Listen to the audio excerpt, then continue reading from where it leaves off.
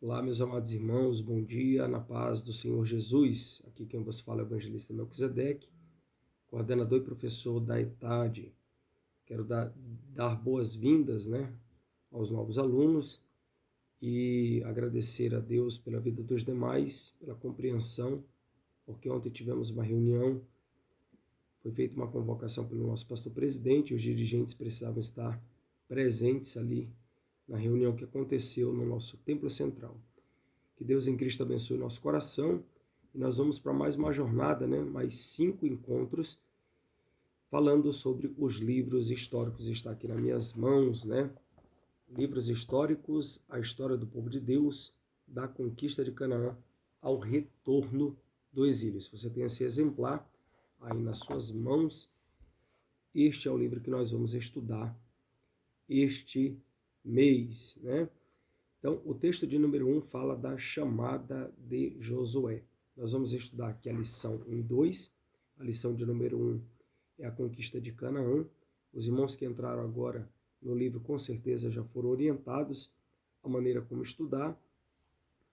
E o livro, ele apresenta de uma maneira muito fácil, muito didática, uma forma para a gente poder estudar a palavra de Deus.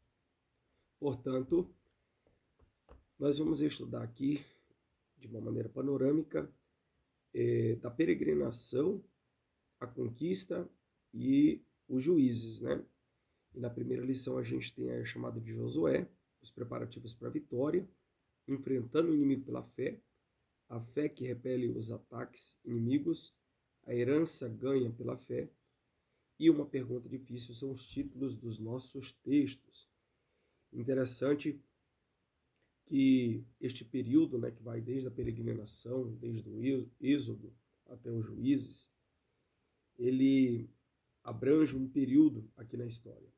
Conforme já é evidenciado aí no livro, a gente pode perceber que o período da conquista relatado aí, especialmente no livro de Josué, ele abrange 30 anos, 7 anos dos quais são campanhas iniciais e 23 anos de combates das tribos isoladamente.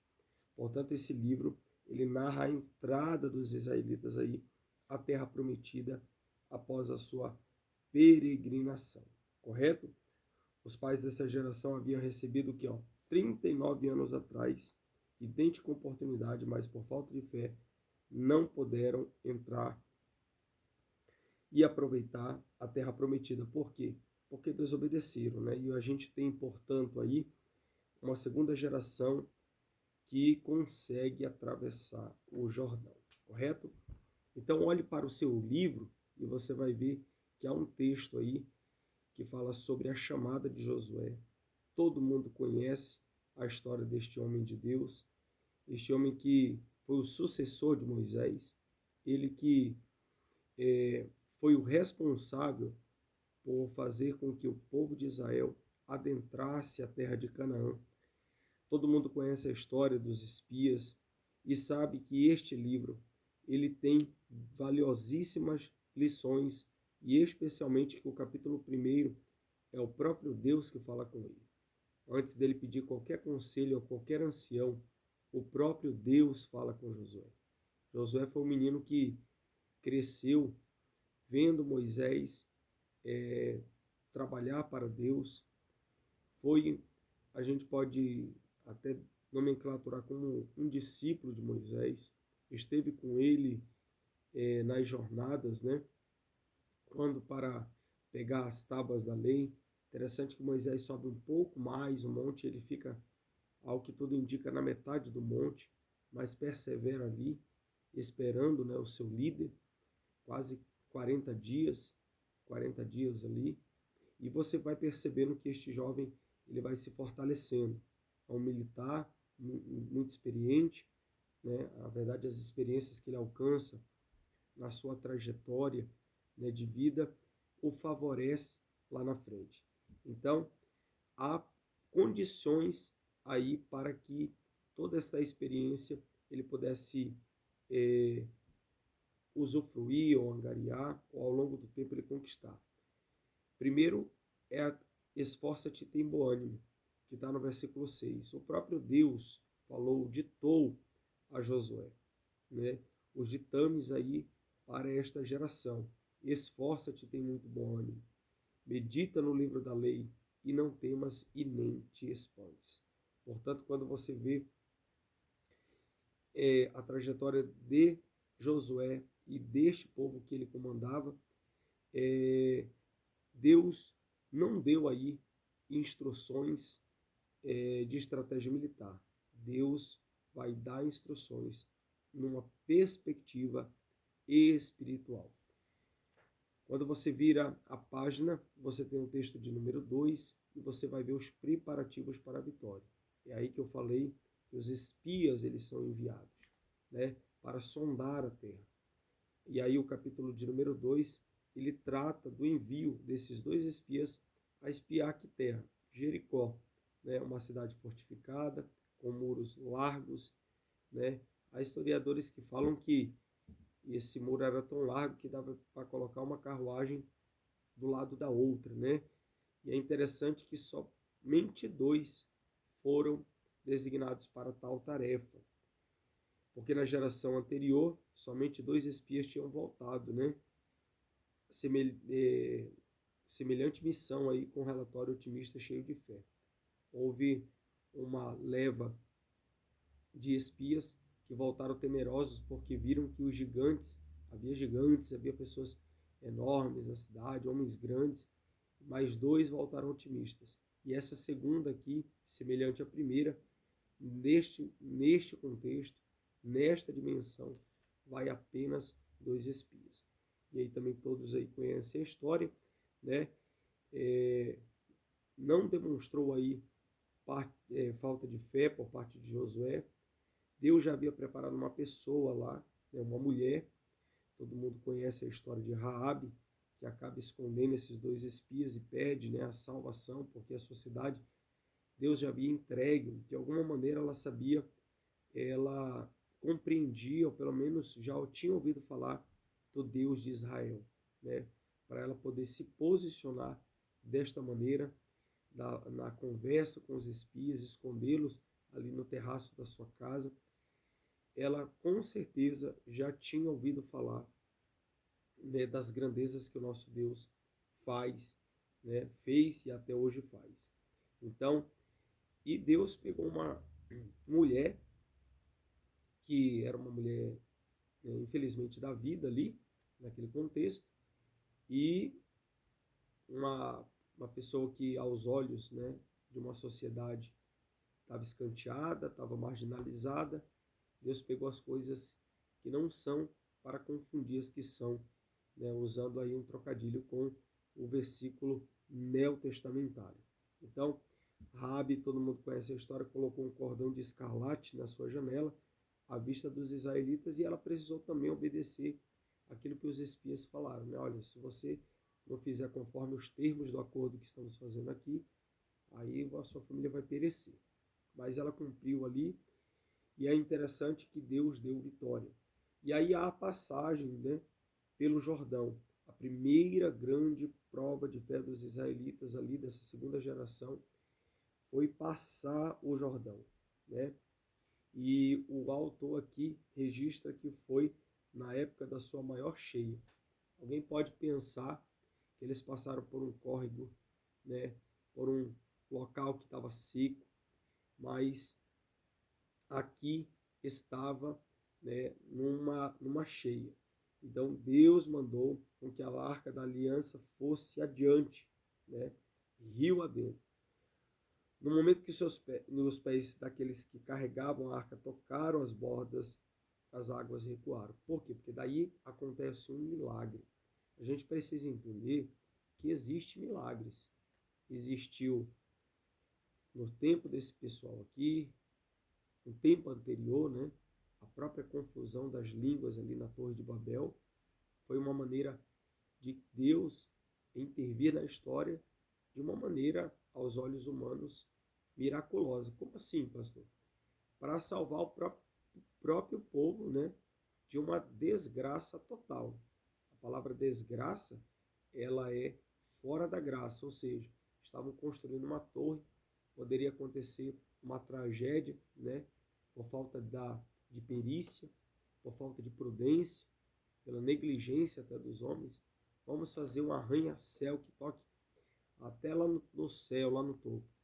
E Deus já sabia tudo, né? É tão interessante que essa questão da Torre de Babel, ela é uma realidade que Deus intervém para evitar uma tragédia, porque nos tempos de Jesus, uma torre caiu e 18 pessoas morreram, né? Isso está na Bíblia. Então, você percebe o cuidado de Deus para com o povo que ele escolheu. Então, os israelitas seguiram atrás da arca até passarem, né, o rio sem molhar os pés. Aí há sim um milagre, né? A abertura. Não que eles já foram lá por uma parte seca do rio. O rio estava na época da cheia. Então, semelhantemente, né, ao milagre, né, que Moisés pega o cajado e toca nas águas, e as águas se abrem, né, no mar, aqui no Rio Jordão acontece também a mesma coisa. Então, passaram pelo leito seco do rio, representantes das 12 tribos que iam recolhendo pedras para a construção de dois memoriais, um no meio do próprio Rio Jordão e o outro em Gilgal. Correto?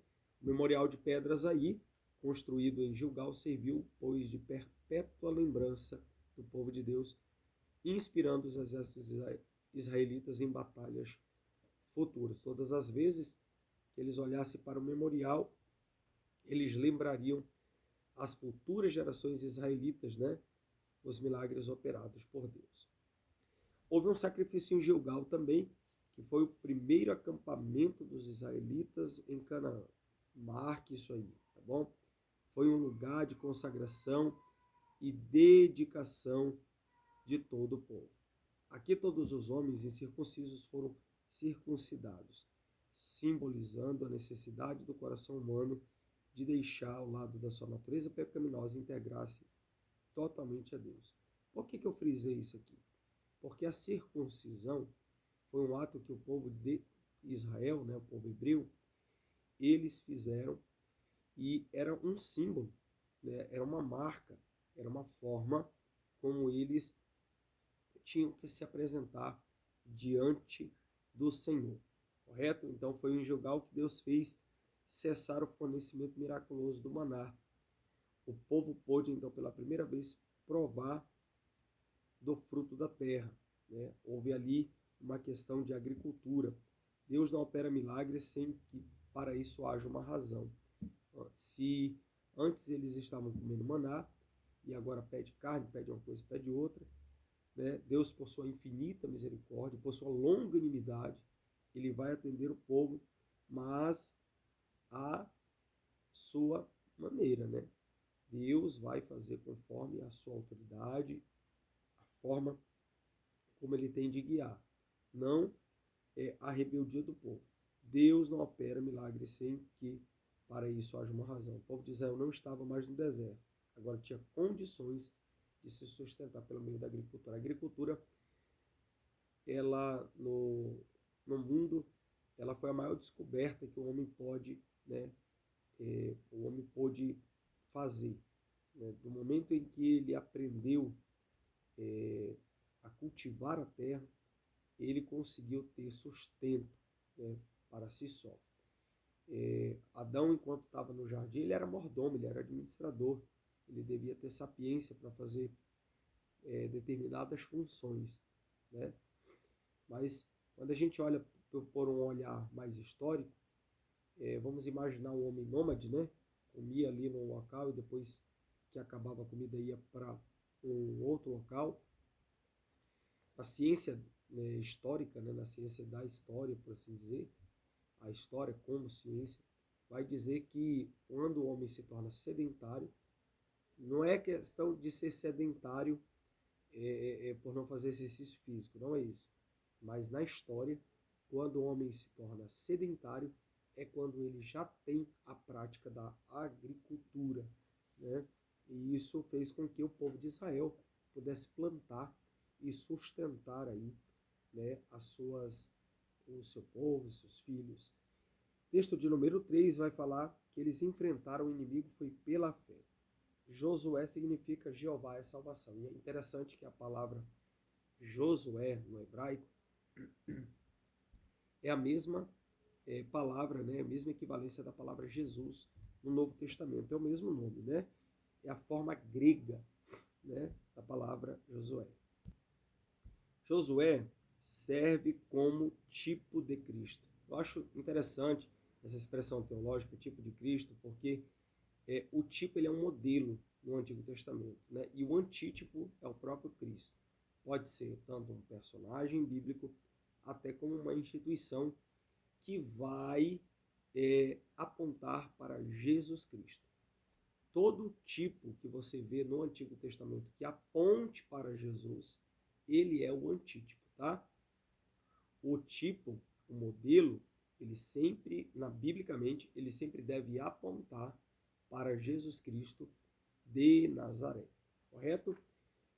Em Jericó, as ordens divinas aí foram recebidas por Josué que visassem a convencer os filhos de Israel de que a vitória viria da parte de Deus. Josué precisou estimular o povo, né? Os israelitas receberam a ordem de rodear a cidade de Jericó uma vez ao dia durante 6 dias e 7 vezes no 7º dia. 7 aí, para quem gosta de estudar os números na Bíblia, né, é o número da perfeição. Não deveriam usar a espada até o final da 7ª volta, no 7º dia, quando Deus faria cair as muralhas da cidade. Houve um milagre aqui, né? Uma vez eu ouvi o pastor Ronaldo Fonseca ministrando num congresso lá na minha cidade, lá no interior do meu estado, e eu achei tão interessante que ele falou que quando o povo de Israel deu as 7 voltas, né, no 7º dia, as 7 voltas ali ao redor daquela muralha, eles viraram para a muralha, gritaram, não verticalmente, mas o som se propagou de maneira horizontal, né, de forma com que o grande milagre da parte de Deus aconteceu e houve queda das muralhas, né, pelo impacto do som. Eu achei extraordinário, né? Ele não colocou só a questão física, ainda que exista, né, uma propagação física, né, da ciência física, mas obviamente que ele destacou o milagre, né?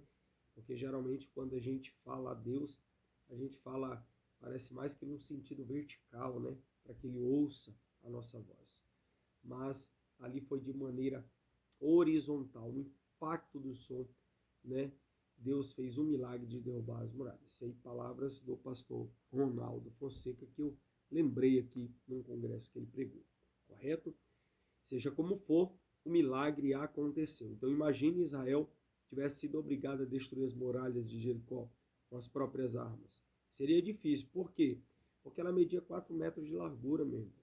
Então, se 2 carruagens tivessem 2 metros, elas passavam ali 1,5 metro cada uma, passava com folga, né? E havia ainda um segundo muro, né, de 2 metros. Ou seja, tinha uma muralha, um vão, né, ali um espaço e uma outra muralha. Só para você ver a tamanha dificuldade a perspectiva humana, né? E Deus deu vitória porque ele operou o milagre. Olha, eu louvo a Deus pela Bíblia Sagrada, porque conta histórias reais e história da conquista do povo de Deus. Hoje nós conquistamos no mundo espiritual e devemos conquistar no mundo espiritual os territórios dominados por Satanás, onde ele aprisiona as vidas, né? Tudo isso aí você vai facilmente encontrar em Josué capítulo 6. No capítulo 7 e 8 a gente vai ver a história de Ai, né? Então, uma cidade aí que Israel teve uma experiência um tanto quanto amargosa, né? Há em nossos dias igrejas fracas e sem vigor, porque alguns de seus membros escondem pecados, sem que se dele se arrependa. A Bíblia diz que aquele que confessa e deixa alcança misericórdia. Então, é muito fácil culpar a Deus pela fraqueza da igreja e perguntar por que ele não está operando. como é que Deus vai operar? Um monte de gente em pecado incubado, né? Aí é difícil. Josué vai chorar perante a arca, porque vai combater a cidade de Ai, né? Aí o autor coloca aqui até a expressão cidadezinha, mas vai voltar derrotado. Por que que volta derrotado? Porque as coisas estavam sendo feitas por um grupo que estava pecando, estava lá em silêncio, estava lá encobrindo o seu erro, o seu pecado. Esse ano eu tive na cidade de Sarzedo, em Minas Gerais, e do lado de Sarzedo tem uma cidade chamada Brumadinho, que foi aquela cidade da catástrofe que aconteceu, né? Aquela barragem que se rompeu e o minério, numa altura de 80 metros, desceu, né, minério de ferro, e engoliu tudo que tinha pela frente. Então, todo mundo sabe dali, morreu várias pessoas. E quando eu estava ali tomando uma água de coco naquela cidade, conversando com uma mulher, acho que era tia de uma das vítimas, ela estava culpabilizando Deus. Eu achei interessante que o pastor Michael, que é o meu amigo, que me levou lá nessa cidade, ele falou para mim que as pessoas, em vez de se achegarem mais a Deus, fizeram foi se desviar ou até mesmo se tornarem ateus. E aí aquilo me chamou a atenção. Por quê? Porque ao invés de quando aconteceu uma tragédia, as pessoas fossem buscar a Deus, eles fizeram foi se afastar. Ou seja, colocando culpa em Deus. Aí eu disse para aquela mulher, olha, minha senhora, eu devo imaginar que a dor da perda deve ser muito difícil, só que eu não concordo que foi Deus que fez isso aí, porque existem homens, existem técnicos, existem engenheiros, existem toda uma classe de pessoas que poderiam prever sim, né? Porque eles trabalham ali, eles conhecem a engenharia, a arquitetura do local, existe ali inspeção do município, do estado, qualquer que seja. Então, o último, quem não deve ser culpado aí é Deus. Eu contradisse ali a mulher com muita educação e ela ficou refletindo ali naquelas palavras, né? E eu falei, olha, não faça isso porque o nosso Deus conhece todas as coisas. Ele sabe tudo, né? O que o homem devia fazer era prevenir, mas o homem preferiu ali naquele caso remediar, né? É óbvio que não devemos culpar a Deus pelos nossos fracassos. Em vez disso, devemos buscar o nosso Acã, né? O Acã estava ali, escondido, no meio do povo. Quando a gente encontra o nosso Acã, a gente deve apedrejá-lo, manietá-lo, né? Subjugá-lo. E como é que a gente faz isso na vida espiritual? Orando, obedecendo, vigiando, né? Então, descoberto o pecado aí, que ele viu, que ele cobiçou, que ele tomou, que ele escondeu, ele foi castigado, e não só ele, né? Toda a sua parentela, por causa de um homem. Mas não é, porque naquele tempo, né, era modelos tribais de habitação. Então, um homem respondia por toda uma tribo, né? Então, ele fez perecer toda uma geração por causa do pecado. E os altares de renovação? Olha aí, pregador. Dá até para fazer uma pregação com esse tema, né? Após a grande vitória em Ai, né? Porque daí eles foram para a batalha novamente e aí conseguiram. Eles pararam em meio à conquista para a construção de altares e de renovação espiritual. Os obreiros de Deus em nossos dias podem aprender com este exemplo, pois é uma tendência muito comum estarem tão atarefados nos combates espirituais a ponto de não disporem de tempo de tomar conselhos com o príncipe do exército do Senhor próprio Deus. A gente percebe aqui, né, em Maringá, o perfil dessa cidade é um perfil de uma, as pessoas têm um perfil de trabalharem muito, de estudarem muito, e isso é bom até em certa medida, né? Porque a pessoa não está escorada, não está escanchada em ninguém, está ganhando ali a sua subsistência. Mas quando você trabalha tanto a ponto de você nem trocar, né, um culto, trocar um momento com Deus, né, de você agradecer a Ele, aí eu fico percebendo tanta gente que trabalha. Se fosse pelo menos para ficar rico, né? Juntar tanta grana para chegar a um ponto de não trabalhar, tudo bem, mas a pessoa trabalha, falta morrer, né? e às vezes não tiram um tempo para o próprio Deus. Precisamos fazer então altares de renovação, oferecer sacrifício de renovação espiritual, né? E é interessante que também, para a gente ir para o texto 4, dirigiram-se em dois grupos, dos quais subiu ao monte Gerizim, né, belo e arborizado, e o outro monte Ebal, deserto e rochoso, um que fica na frente do outro. Se você está em geografia bíblica, você vai perceber isso. O grupo do monte Gerizim recitou bênçãos decorrentes da obediência, encontradas lá em Deuteronômio, né, depois a gente vê. E o pessoal do monte Ebal respondeu com maldições decorrentes da desobediência, se você encontra no capítulo 8, versículos 33 e 35. A fé repele os ataques inimigos. Então, nós vamos perceber aí, no capítulo de número 9,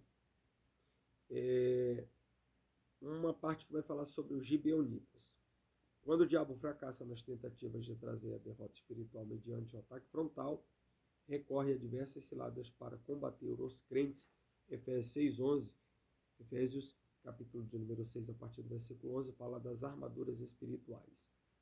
Satanás vai seduzir Israel, resultando em ato de desobediência ao mandato divino.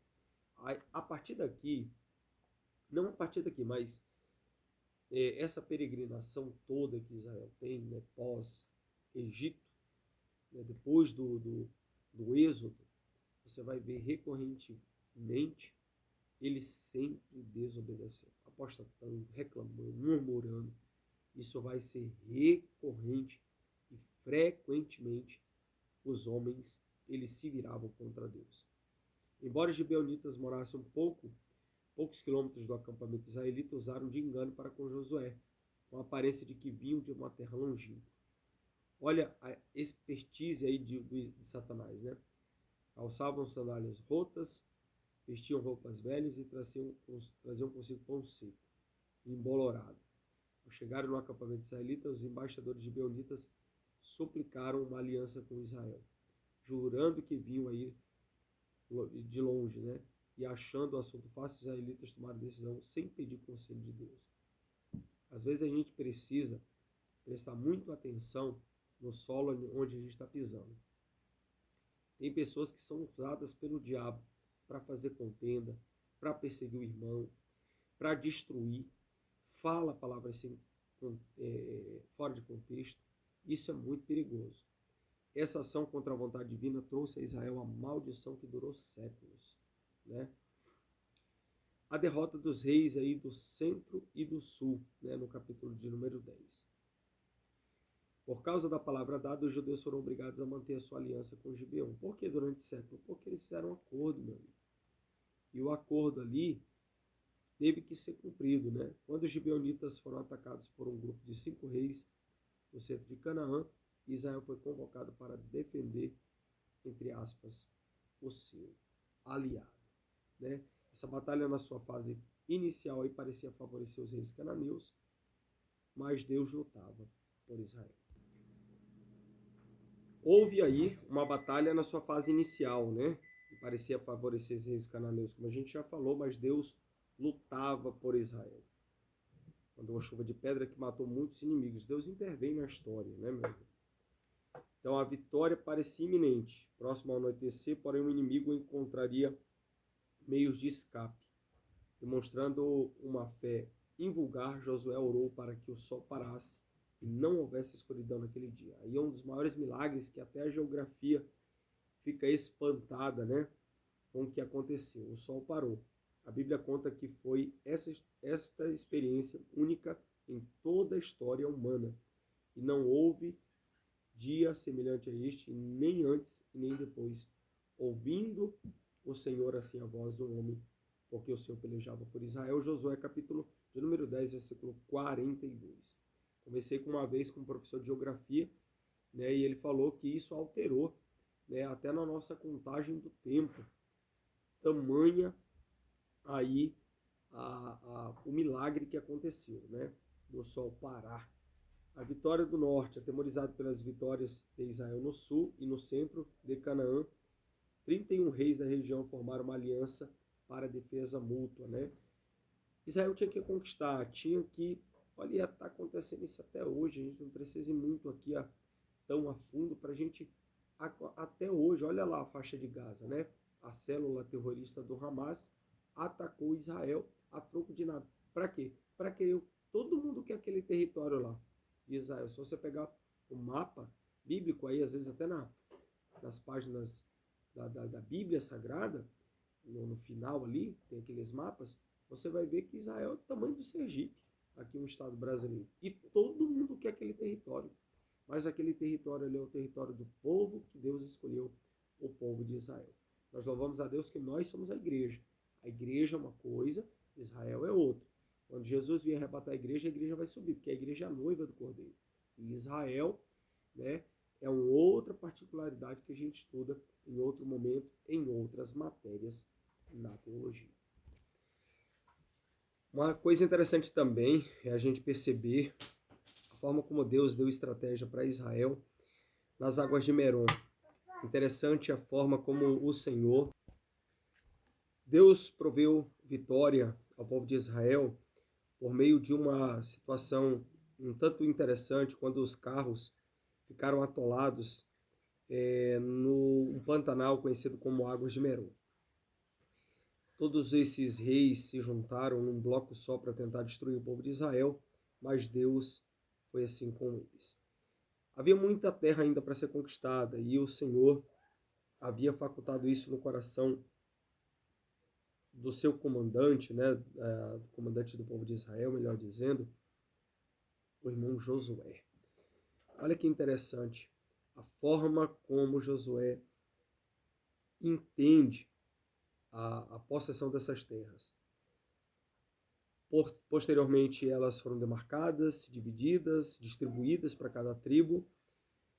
E agora Deus disse a Josué: já estás velho, entrando em dias, e ainda muita terra ficou para possuir.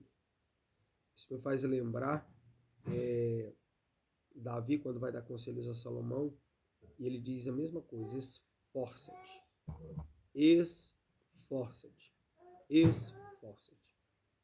Essa palavra ela tem um peso, porque o esforçar aqui é lutar, é ir para cima, né? O esforçar aqui é conquistar. E havia muita terra para ser conquistada. Não os lançarei fora de diante de ti num só ano, para que a terra não se torne em deserto, e as feras do campo não se multipliquem contra ti. Deus tinha dito para Moisés na geração anterior. Só que agora era tempo de conquistar e repartir herança. Se eles, quanto mais Israel tivesse conquistado, tanto mais eles teriam ter algo de herança para gerações futuras. Vale notar que Israel já foi uma superpotência mundial, especialmente nos 120 anos do Reino Unido, começando com Saul e terminando com Salomão. A herança ganha pela fé. O Senhor, Deus, é a sua herança. Com exceção dos levitas, todos os israelitas receberam a herança. Os irmãos já sabem disso. O seu quinhão da terra, né? Eles foram colocados em 48 cidades através da terra de Canaã. Ou seja, dominando todo o território.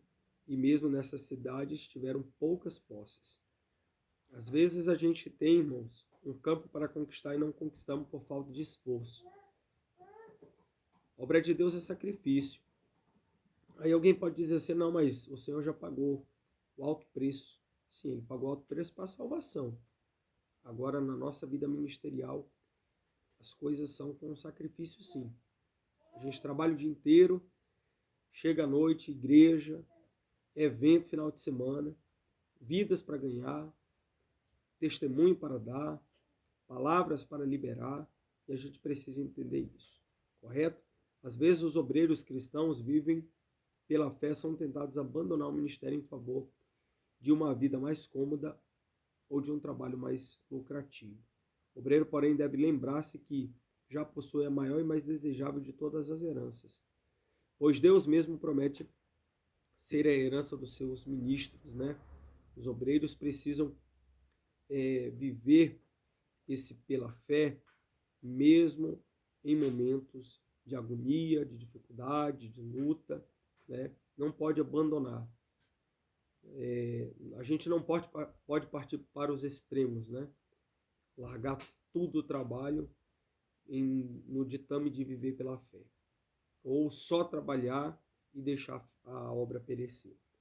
Dai-me este monte, capítulo 14, muitos capítulos dessa seção do livro de Josué narra a distribuição dessas heranças tribais, tá bom? No capítulo 18, a gente vê aí que uma crescente tendência da parte dos israelitas a aceitar uma pequena parcela da terra, em vez de lutar para ganhar a plena herança garantida. Então, eu não vou ficar aqui chovendo no molhado, porque parece se repetir ao longo do tempo, tá bom? E uma aplicação muito boa que o autor coloca é que, semelhantemente, hoje nós, os crentes, falhamos com frequência, pois não nos atrevemos a reivindicar pela fé toda a nossa herança espiritual. Quanto mais a gente avança nos bairros, nas ruas, nas cidades, tanto mais o Senhor dá graça. Por isso que fica aí, né? A herança do crente em Jesus Cristo abrange centenas de promessas.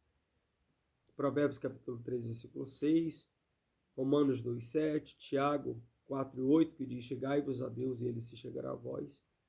E o capítulo 23, esforçai-vos. Os dois capítulos finais do livro de Josué consistem em um grande sermão de despedida proferida pelo próprio homem de Deus, né?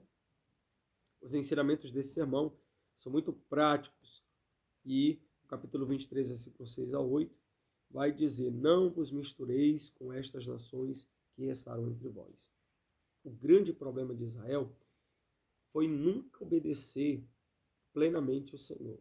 Se o Senhor falasse assim: conquista tudo, não deixa nada, pega todos os despojos, às vezes eles deixavam os despojos lá. Quando Deus falava para não pegar nada, eles iam lá e pegavam. Então, é complicado, né? A gente vê todo o Antigo Testamento Israel sendo desobediente. Obedecia por um tempo, depois desobedecia. O fato é que depois nós vamos estudar Juízes e a gente vai ver a era mais negra da história bíblica, porquanto gerações inteiras desconheciam o Deus de Israel. Uma pergunta difícil aí, ó. Como é possível que Deus tenha exigido o extermínio total dos cananeus, inclusive crianças? Os conceitos a seguir certamente ajudarão a gente a entender. Qual é o plano de Deus, a graça de Deus e a justiça de Deus? Deus vê o futuro, né, com mais clareza, porque ele tem uma visão holística. Então, por meio da sua capacidade e da sua onisciência, da sua presciência, ele sabe todas as coisas. Canaã se constituía de uma encruzilhada no mundo antigo, sendo um local ideal de onde se poderia influir e doutrinar o mundo inteiro. Uma coisa que eu falei na turma anterior, né, no livro passado, ali na outra turma do básico, foi que nó teológico não se desata. Esse tipo de pergunta vai ter na Bíblia inteira, né? As pessoas fazendo esse tipo de pergunta. Por que Deus permite tal coisa? Por que Deus não intervém? Pelo contrário, a Bíblia inteira mostra Deus intervendo sim na história, né? Na geração de Noé, na geração pervertida da Grécia, e aí Deus levanta Paulo, Deus intervém sim na história. Mas nesse caso, por que Deus manda exterminar tudo e todos? Porque ele sabe do futuro, né? E tem coisas que, se Deus manda fazer, ele se responsabiliza. Em se responsabilizando, né, a gente percebe o nosso Deus trabalhando na história. Interessante também, o inimigo usava os cananeus com o propósito de contaminar todo mundo.